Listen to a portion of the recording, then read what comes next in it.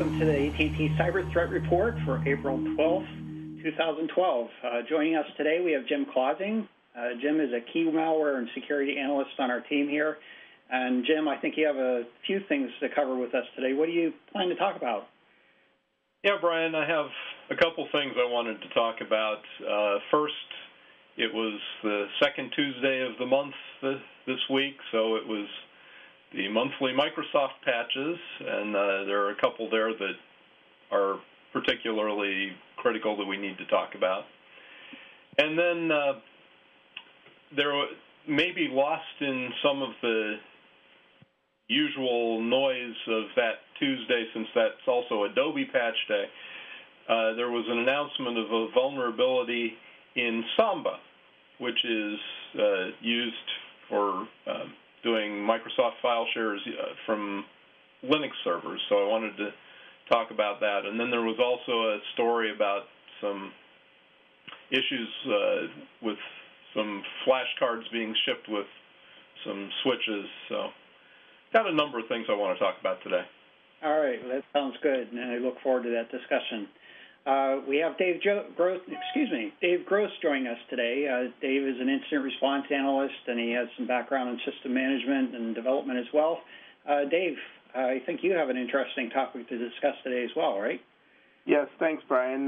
Today I'm going to discuss the botnet of over 500,000 Macs that are infected by it's either a flashback or a flash flake, depending on whose analysis you look at. It's a Trojan, so we'll discuss its capabilities and stuff like that, and see what we can find out about it. Yes, and I think we introduced that one last week. It was relatively new breaking news, but I think some more has been learned about that in the last week or so. So that should be some good discussion. Mm-hmm. We have also John Hogoboom joining us today. He's a security analyst, botnet tracker, does a number of other things as well. John, I guess you don't have any specific topics here to discuss today, but welcome to the discussion. We look forward to it. Okay. And I'm Brian Rexroad. I'll cover the internet weather, a regular portion of our weekly report here. So let's go ahead and just jump right in here. Well, first of all, let me go ahead and make sure that we cover our contact information here. As always, you can contact us with the email at cyberthreat@list.att.com. And you can also follow us on Twitter. We have a number of folks that are participating in Twitter, John Hogoboom, Jim Clausing, myself. And I'd also like to point out a new security blog that has been posted here. This one is by Jim Boxmeyer. Jim has been a contributor to the program in the past. I believe he will be joining us next week. And he recently posted a blog called Help, I Was Betrayed by My Cloud-Enabled Smart Fridge. So this is, I think, a somewhat witty approach to looking at some of the concerns that we should be paying attention to as more and more things are enabled to have network access and the cloud aspects of that. And I encourage you to take a look at that. So that's available at the Networking Exchange blog, att.com site. Look for Jim Boxmeyer, or just simply do a search on Smart Fridge. And last but not least, you can get more information from the AT&T Tech channel, where this video is posted, as well as a number of others that are of interest in the technology area. There's a channel on Facebook that's AT&T Tech channel. So with that long introduction there, let me go ahead and pass it over to you, Jim, and what kinds of things are going on in the patch space. Thanks, Brian. The usual Tuesday batch of patches, Microsoft released 6 of them, and 4 of them or 5 of them were critical. The 2 that have been getting, or 2 or 3 that have been getting a fair amount of attention, so I kind of wanted to mention here. The first one is rated as their top deployment priority is MS-12-027. And this one is ActiveX in other than web pages. We're probably all familiar with ActiveX in Internet Explorer, it's Microsoft's way of allowing some client-side scripting kinds of things. What people may not be aware of is that ActiveX controls can be embedded in a lot of other things. Microsoft Office actually can use ActiveX controls embedded in documents. And this particular one actually even applies to things like SQL Server. And so this one is kind of a big deal. They've rated as a remote code exploit, although it isn't necessarily a completely hands-free exploit. You have to get the user to open the document, but it is a big deal. There are apparently some limited exploits in the wild already on this one, which is one of the big reasons why you need to patch it right away. The second one that is also shown as their deployment priority 1 is the patching a whole bunch of vulnerabilities in Internet Explorer up through and including IE9, the current version. And there's apparently some remote code exploit in some of these vulnerabilities too. And while there are not any known exploits in the wild yet, they, in another of their analyses, said they fully expect exploit for this particular one, the MS-12-023, to be available within the next 30 days. So it's a relatively easy one, apparently, to create a new exploit for. So those are the two that they ranked as the top priority.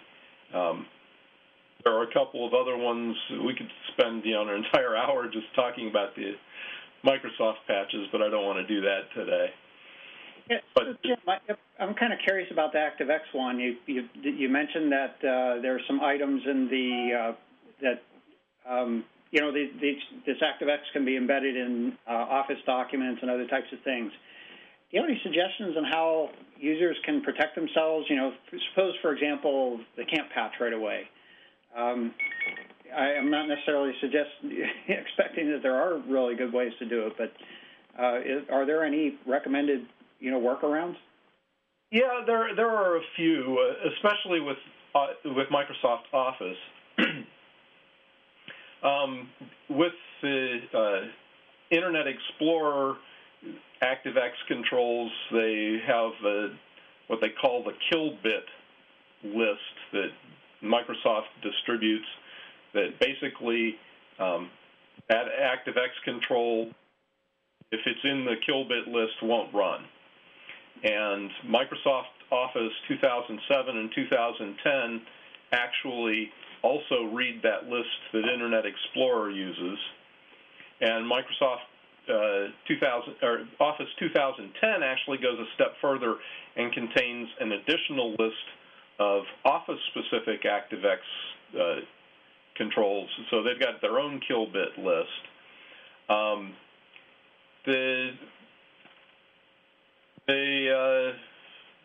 You can also completely disable ActiveX controls within Office.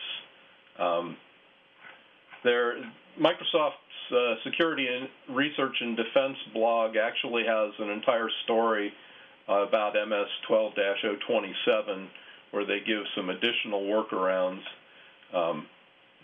things they suggest. So yeah, there are some things you can do, especially with Office. With some of the other affected software packages, I'm not sure what kind of workarounds there might be. All right, good input. I think so. It's worth taking a look at what Microsoft has posted about this vulnerability, so that suppose you can't patch, or even if you can patch, to at least be aware of some of the workarounds and consider where they work out for your organization.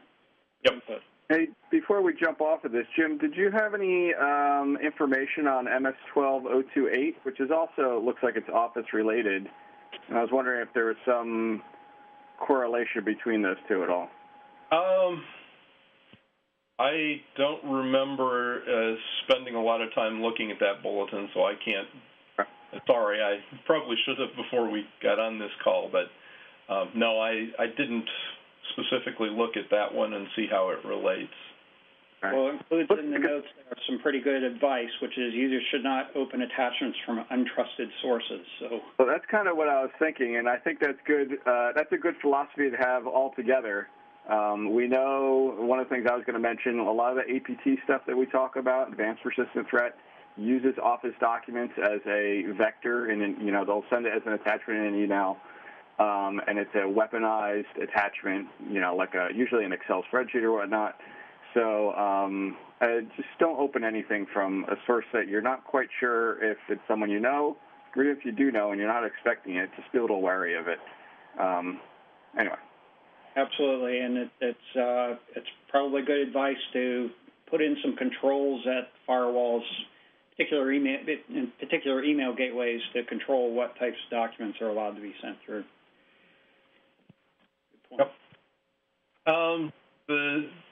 The next thing that I wanted to talk about, as I said, it may have gotten a little bit lost in the announcements, both Adobe and Microsoft doing their patches on Tuesday, was the Samba folks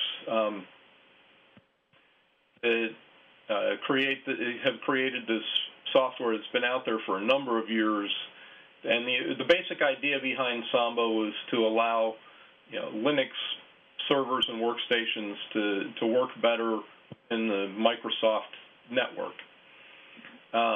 And a lot of people use Samba for doing file servers, to share files among networks of Windows workstations. And this week,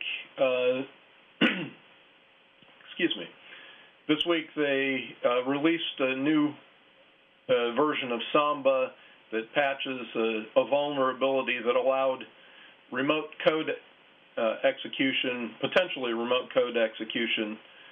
Somebody could send a crafted,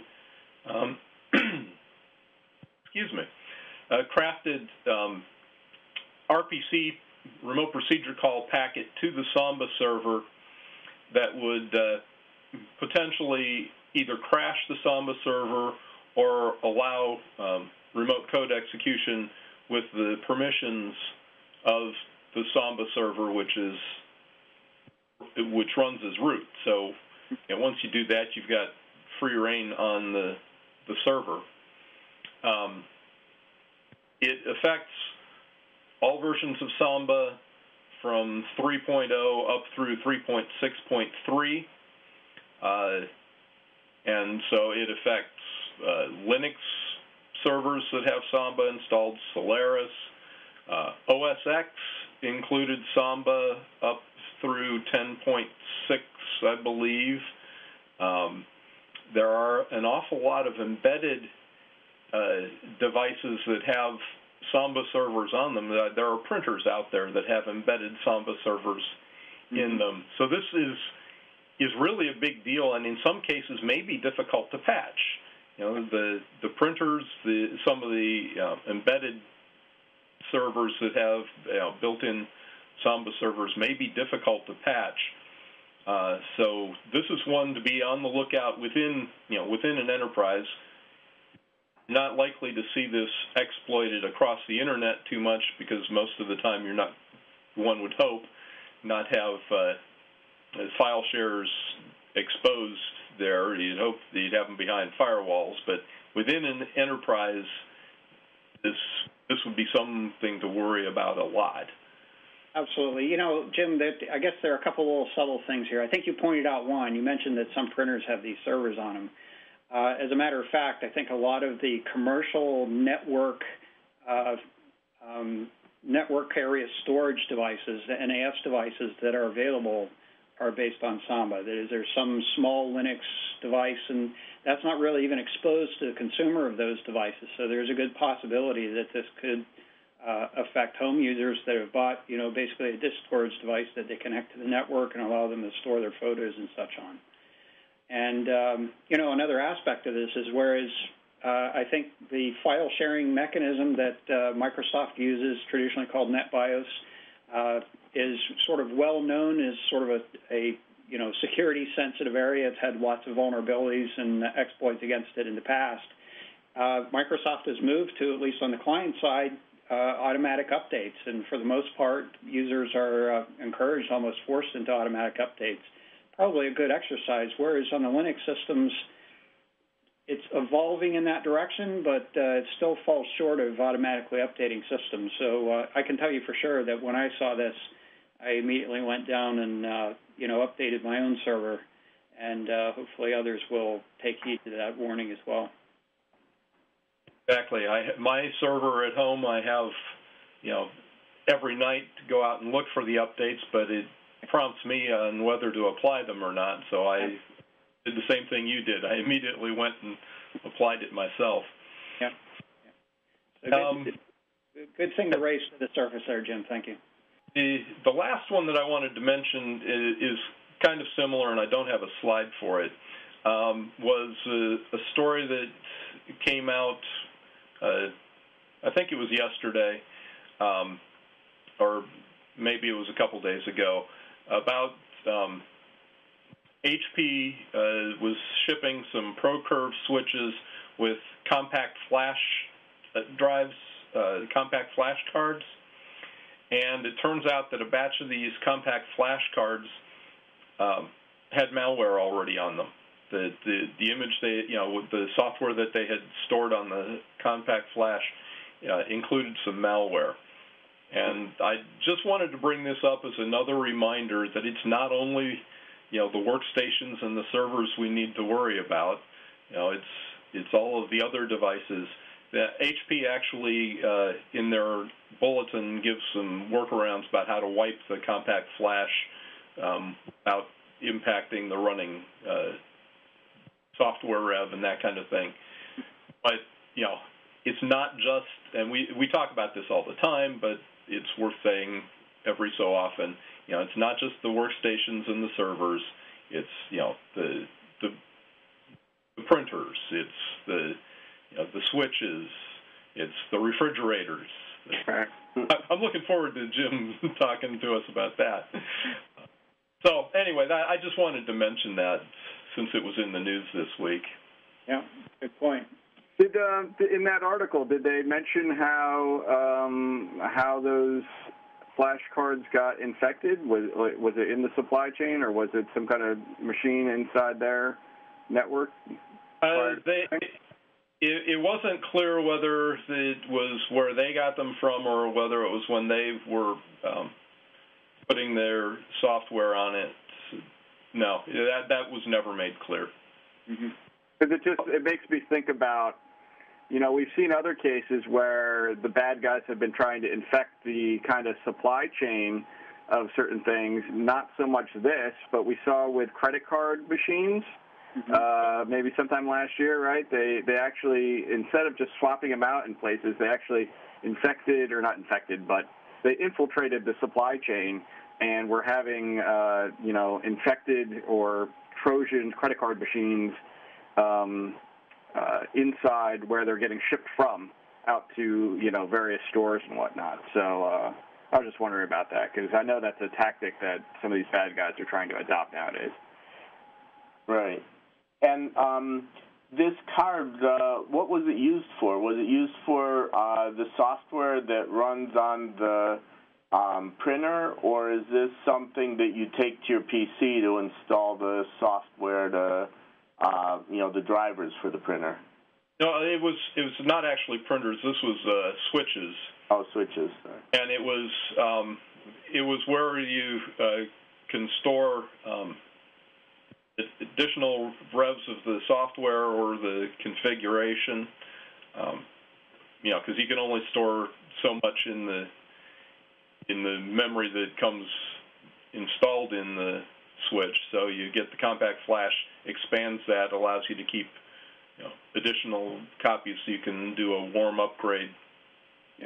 Copying, the new version to the flash card and then switching to that and so forth.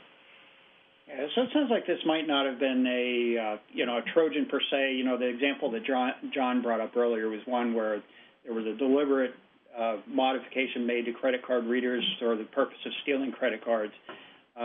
It sounds like this may have been sort of an inadvertent introduction of malware that could potentially spread to other devices and things, but certainly a good example of where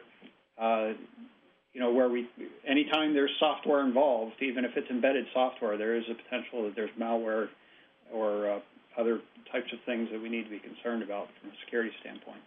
Or I guess my point was, is if you're a vendor and you're sourcing components for your product that you're going to ship to somebody, you should look at those components that you're sourcing in to make sure that they're not infected. And I don't know if that's the case here. That's why I kind of was asking the question, but it wouldn't be the first time that's been done intentionally, or somebody has tried to do that intentionally. Absolutely, good point. Thank you, John. All right. Okay, so let's, Dave, do you have an update on the flashback or flash fake? Yes, I do. Thanks, Brian. It's been detected. I mean, this flashback Trojan has infected over 600,000 Macs running the OS X. There's an estimate that that's about 2% of all Macs that are out there. So it's starting to get a little bit of a foothold on the Macs. The capabilities of this malware is that it's able to install other malicious code. So it's actually a Trojan downloader where it gets onto the machine, takes hold of the machine, and then looks for instructions to bring other modules down and do other things. And one of the things that it's already known to have done is to bring down a module that fakes search engine results so that it's able to do click fraud. So, this way it's getting these clicks by, displaying these images on your machine of falsified results there. There's other potential things like being a keylogger and, having some data theft there, potentially also spam distribution, although I don't know if they've gotten to that point of actually finding any examples of that yet. Another thing that this does is, in order to get the malicious code and check in, it tries daily to connect to 30 different sites. 25 of them are wired into the malware, and then there's 5 additional ones that are generated on the fly. So this way it's a changeable set. Not all these sites have to be active. The attackers only have to activate one of these 30 sites in order to be able to get the instructions to the bots. And so, because they have some generated sites, it's going to be changing over time. So you can't just black hole these domains and then be done with it. Going back and looking at the history of this, this flashback or flash fake has been around since September 2001. So it's been around maybe 6-7 months, something like that. Initially came looking like a Flash installer.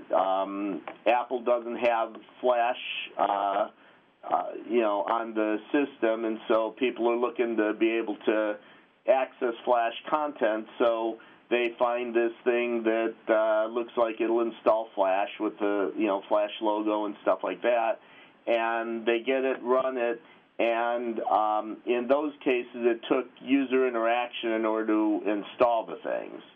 And there have been several variants since then, and Apple has their XProtect application on the Macs now that can remove some different variants of malware, and they've updated the XProtect several times to remove these some of these different variants. What's happened with the newest variant is that it exploits a Java bug. And by exploiting this Java bug, the user no longer has to click on anything or provide a password in order to get this thing installed. Java, of course, comes from Oracle, and in mid-February, Oracle patched Java against this exploit. However, Apple has their own distribution of Java. You know, they distribute it to the Macs. You don't get it directly from Oracle. And so Apple had to create the patch and test it and then, you know, deploy it. That didn't happen until the beginning of April. And so between mid-February when Oracle patched it and the beginning of April when Apple patched it, there was a time where the exploit was known, but you know, these systems were vulnerable. And they're thinking that that's when a lot of these infections took place, and, you know, got the numbers up to like 600 or 650,000 systems. And Apple has said that, you know, now that they've closed the vulnerability, they still have all these systems that are infected, and so they're going to release code to remove the latest variant, and that'll probably happen later this month. Okay. So, you know, just a history and a little background in this stuff, and recognize that Macs aren't immune to malware, and so, you know, it's probably recommended to run an antivirus on the Macs and, you know, keep patched so that you can protect yourself as best you can. All right, very good, Dave. So I guess a couple of things here. One is I just wanted to make sure that we weren't in some sort of time warp. I think I heard you say that it's been around since 2001, but I suspect you meant 2011. Is that correct? Yes, I meant 2011.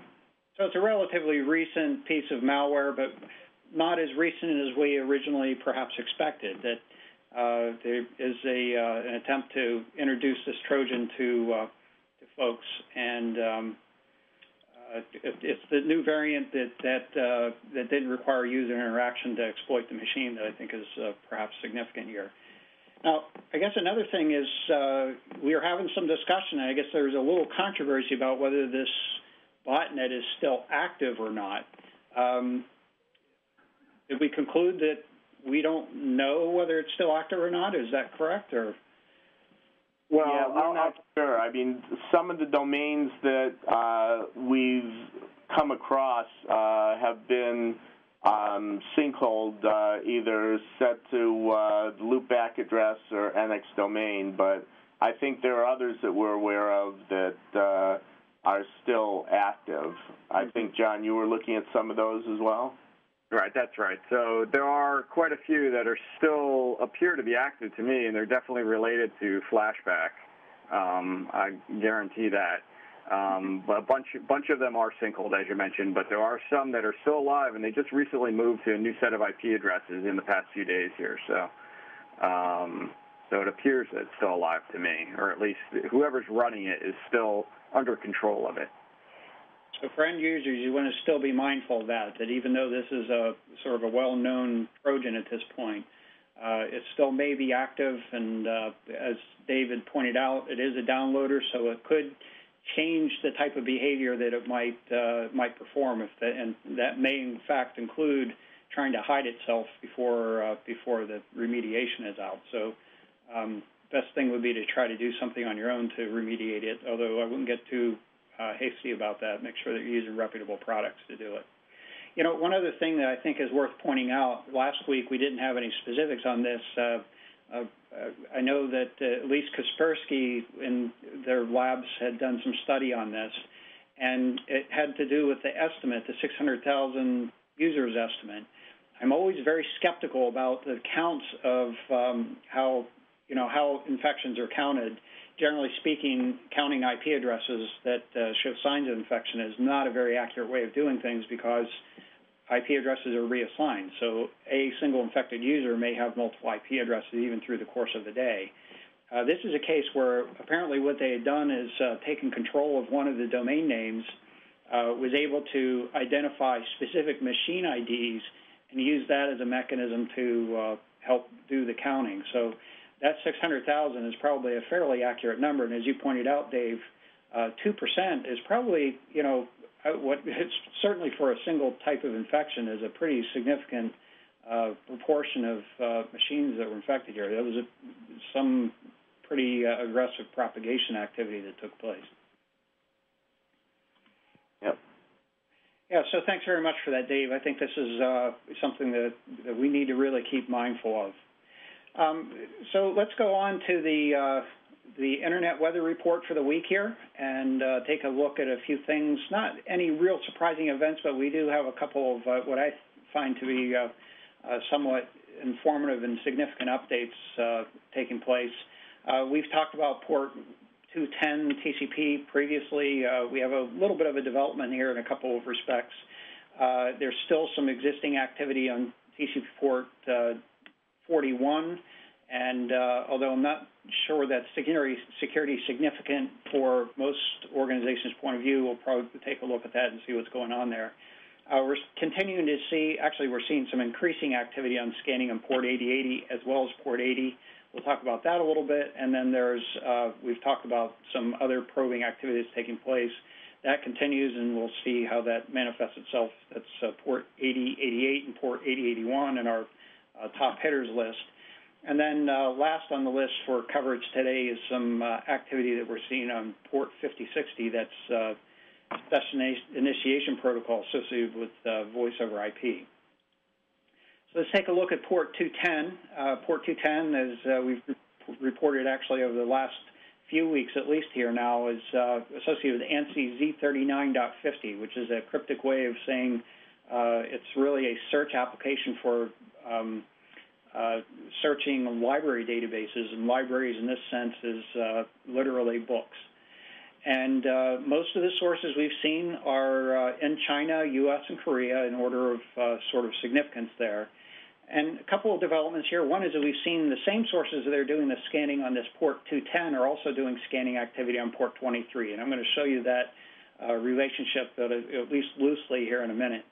And the second item of development, well, first of all, we did see sort of a peak surge over the last few days, and particularly on the 9th, that is April 9th here, we did see sort of a peak where there was an increase over what we had typically seen in terms of the floor.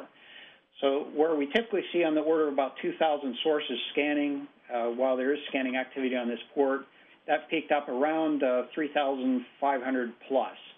And that is sort of a significant event in our opinion, or at least in my opinion, in the sense that it suggests there are perhaps more resources being put against this to try to identify perhaps vulnerable hosts or accomplish whatever's going on here. And this clearly does have characteristics of botnet, because what we are looking at here are the number of sources that are doing the scanning activity, and there's something centrally controlling those, which is effectively the definition of a botnet.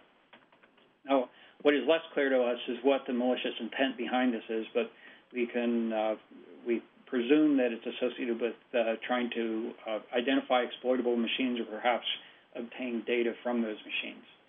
Now, I mentioned the relationship here with port 23, and I'll go ahead and take a look at the next view graph. And it takes a little bit of imagination here, because there is other scanning activity that's taking place on port 23. But if we sort of flip between the two, you can see that there is a relationship.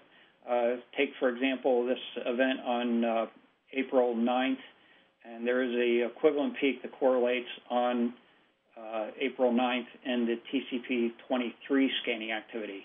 And as I said, we are seeing the same sources that are doing that scanning activity on both of those. And I have been looking into this, Brian. I can confirm what you saw with the port 23 TCP scanning in conjunction. So the sources that are doing this 210 TCP scanning are doing 23 TCP. And I think we might have a possible botnet command and control based on looking at the scan sources, weeding out all of their scanning activity and seeing what other locations they're talking to in common. There's a particular one that kind of rose up kind of to the surface, and we need to take a closer look at it. But it's a botnet controller that's known already, but we need to get a better eye on what it's actually, what kind of instructions it's giving out to see if it's related to this activity or not. So we'll be doing that over the next week or so.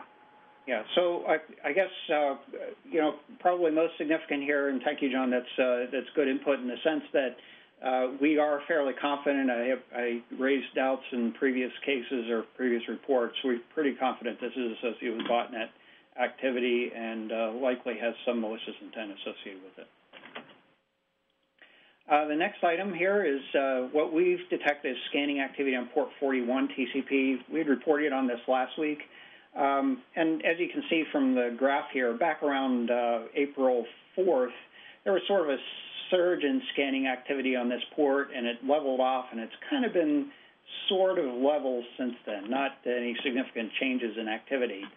The activity that has persisted is actually from a single source in China, and the activity has a fixed source port. So this is one of these cases where it makes it a little bit ambiguous about what's going on, but it is a fixed source port 61452 TCP, and it's also showing consistently SYN-ACK flags. Now, this can be manufactured activity, so I want to put a little caution here, but all of those characteristics are somewhat indicative of what could be backscatter from a denial of service attack. That is, that single source in China may in fact be a target of an attack. We're seeing backscatter that is SYN-ACKs that are coming back from that activity in our flow data. And there is a difference between the packet and flow count, which is a suggestive that, again, that there may be, in fact, backscatter activity going on here that's typically not what we see in scanning activity. So this could be DDoS backscatter, and I hope that perhaps, in fact, a indicator that the attack is being mitigated, and that does result in SYN-ACK flags being sort of sprayed around the Internet. And but we are keeping an eye on this as we go forward. There's no known real application on port 41 that would be of concern, but we should also keep in mind that this kind of activity can cause firewalls and machines to create a response to this type of activity. And so you want to set up your machine so that they don't respond to this type of thing, particularly if you don't have anything operating on that port. Next item is what is manifests itself as an increase in the number of sources that are scanning on port 8080 and as well as 80 TCP. And the alert we showed here earlier was actually on port 8080 TCP, but it is, in fact, the same sources that are scanning on port 8080 are also scanning on port 80 TCP, and both of those are associated with web activity. Most of the sources are from the U.S., United States, and from China, so that's the sort of the majority of them. And in fact, many of the sources, particularly the U.S. sources, are from a well-known cloud services provider. The next thing that's sort of important to consider here is that the ephemeral ports that are showing in this scanning activity are indicative of some type of a Unix or Linux type platform. Generally speaking, the port assignments are between 32,000 and above, up to 65,000, which are indicative of that sort of platform. Solaris has traditionally used that sort of port assignment. Linux uses that sort of port assignment, and whereas Windows typically does not use that sort of port assignment. So those things together, there's the relationship with the cloud service provider and the ephemeral port information suggests that this may be, in fact, targeting a Linux platform, and we should be paying attention to that. Now, whether it's an exploit of the web application, perhaps, or if it's some other type of exploit, we are not sure about, but it is something to pay attention to, particularly if you have lots of machines that are running Linux. Now, we do, again, I think, John, is it correct, we have a possible lead on the command and control associated with this one as well? Right. So I took a look at this one earlier today as well, since there was a pretty abrupt increase in activity here. And we definitely have a very high confidence botnet controller that a lot of these scan sources are talking to, and a very odd high port. When I poked it, it is an IRC server, and it's not one that anybody in the world knows about. So that makes me a little suspicious that this is probably a botnet command and control. And I don't know that all of the participants here are related to that, because there's a lot of people in the world scanning for port 8080 TCP. I can't say for sure that all of these guys are, but at least a fair number of them are talking to this one endpoint that looks like a command and control. We're going to take a closer look at that one over the next week, and hopefully we'll have more to report on that as well. All right, very good. Thanks, John. And to your point, looking at this graph, we're actually showing 90 days of activity, so you can see the, somewhat abrupt change over the last week or so on these ports. We're looking at the number of sources that are scanning. It's not a really huge number. We're still counting in these, peaking out here at about 1,400 sources that are doing that scanning activity. And there is a noise floor of about 400 or so sources that tend to be scanning on port 80. So well prior to this activity that has been taking place. But over the last few days or so, there certainly has been an increase in the number of sources that are doing that scanning. Again, and I guess perhaps this even points out one of the sort of benefits as well as the drawbacks of cloud services. That is, on the drawback side, if there's an exploit that can take advantage of the standard configuration in a cloud services provider, it's going to tend to have the opportunity to propagate like this and infect thousands of machines. But at the same time, you can fix it once and hopefully have a good team that will be working on remediation. And I think what we should probably be considering doing is making sure that those folks are aware of this. So we'll take a look at that in the next week. The next item here is increased scanning activity on port 8081 and port 8088. We've been consistently reporting this over the last few weeks here, and this is really no exception. As you can see, there are several other ports that are being scanned by, this is actually a single source in China. There's another one from France that we've seen here. They're also scanning. That is, at least one of these sources has been consistently scanning on some port using a very similar kind of profile over the last several weeks. And what we see is port 8080, port 90, port 8086, port 8089, port 8090, and port 8888 also included in the mix of things here. And the graph kind of shows a sort of a pretty depiction of that activity over time. Yeah, we're going to call this the rainbow graph. The rainbow graph, all right. All different colors for each clump of activity. Yeah. It might be even interesting to create one that's over a much longer period of time and see, because that'll tend to mush them together. Maybe it'll turn into the brown spikes graph. Next item here I thought was kind of interesting. It still warrants a little further investigation, but this is what manifested itself as an increase in the number of sources that are scanning, as well as scanning activity predominantly manifesting in terms of packet count on port 5060 UDP. Now, 5060 UDP is Session Initiation Protocol. That's the call control associated with the voice over IP. We're showing 30 days of activity here, and you can see there was a very abrupt spike of activity, more than a spike. There was some consistency or persistence in it between April 8th and up to April 11th here. It seems to have sort of fallen off. Now, this is conjecture, but this may, in fact, be associated with some spamming-type activity on VoIP.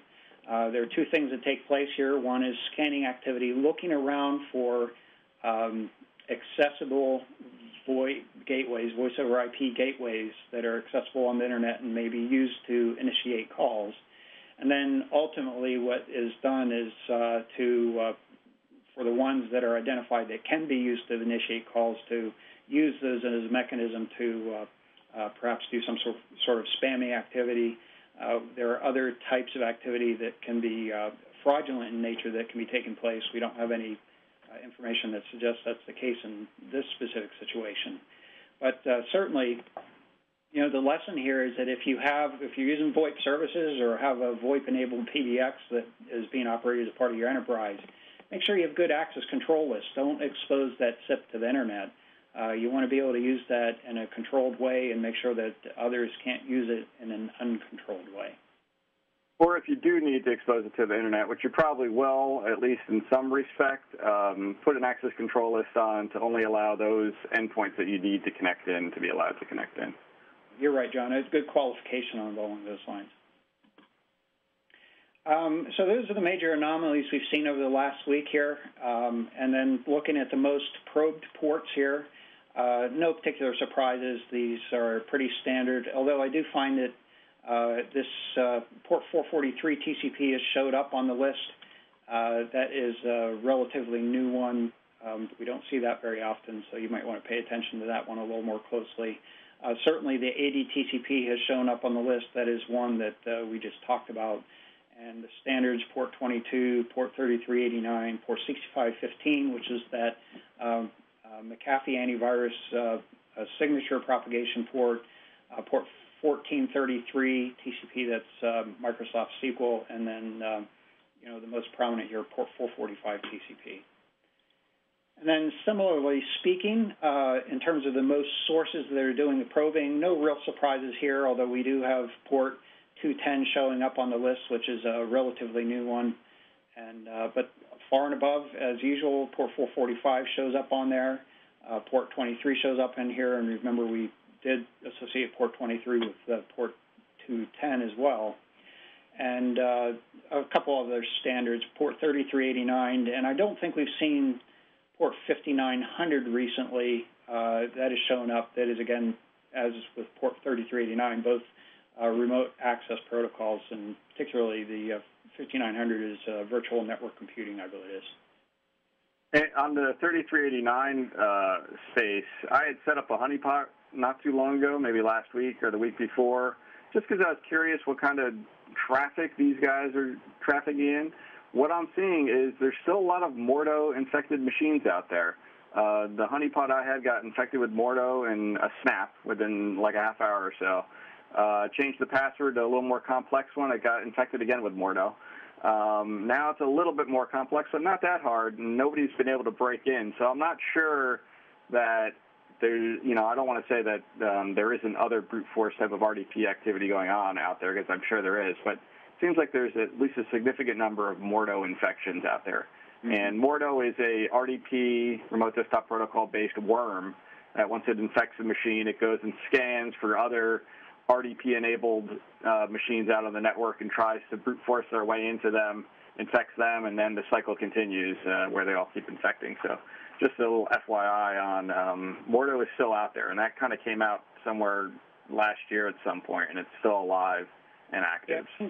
I seem to remember after you'd reminded me about this, and thanks for bringing it up, John. I think we had talked about it. It came around August or so time frame last year. Is that right? 2001. Oh, yeah. Right.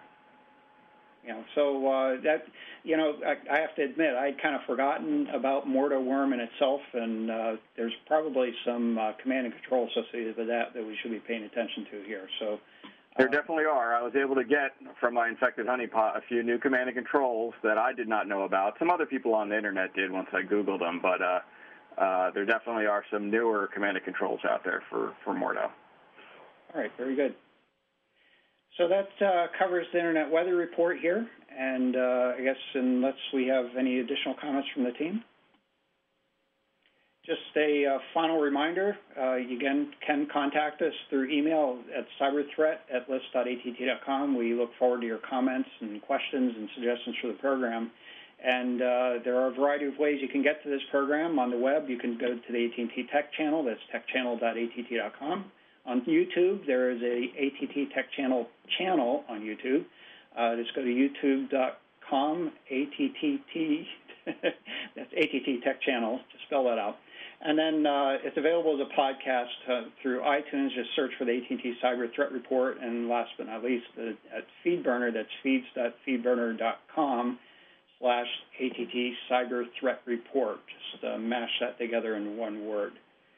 And with that, I would like to thank you for joining us today, whether you're listening or watching, and keep your network safe.